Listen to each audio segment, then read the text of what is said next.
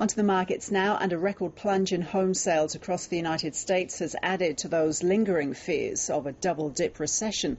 Wall Street retreated on the much worse than expected figures. Home sales fell 27% in July, the biggest drop since the series was launched more than 10 years ago. The sales freefall comes despite efforts to stimulate the American economy and is expected to weigh heavily on already battered consumer confidence. Well, let's see if America's problems are affecting the local share market. Here's Sue Lannin once again. So, Sue, how's it all looking?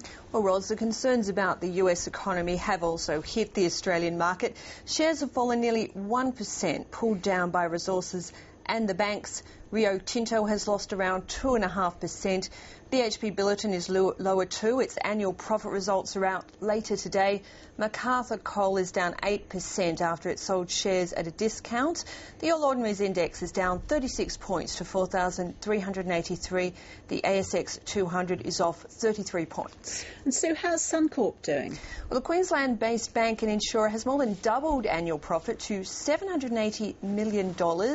That's on a fall in bad debts and the sale of some of its businesses. Its shares have put on 4%. And what about the other profit results today? Well, clothing manufacturer Pacific Brands has turned from loss to profit for the year.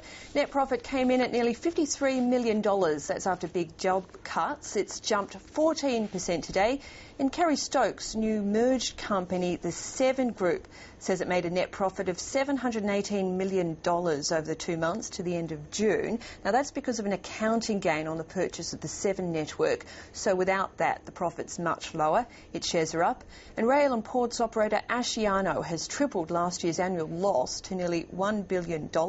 It's higher, though, on a positive outlook. Let's take a check now of the market's other big movers in the ASX Top 100. Oil and gas explorer AWE is beating the pack. It's up over 4.5%. Sonic Healthcare is also doing well. Going the other way, BlueScope Steel and engineering company Worley Parsons on a big fall in annual profit. Thank you, Sue. To Wall Street, and those plummeting new home sales dominated the market. The Dow and the Nasdaq tumbled around 1.5%. There were similar losses in Europe. London's FTSE fell almost 80 points. In Japan, the Nikkei is around a 16-month low, hurt by rising yen. Hong Kong's open lower and New Zealand is down 9 points. Currencies, the dollar is at 88.5 US cents and bouncing back from an overnight sell-off.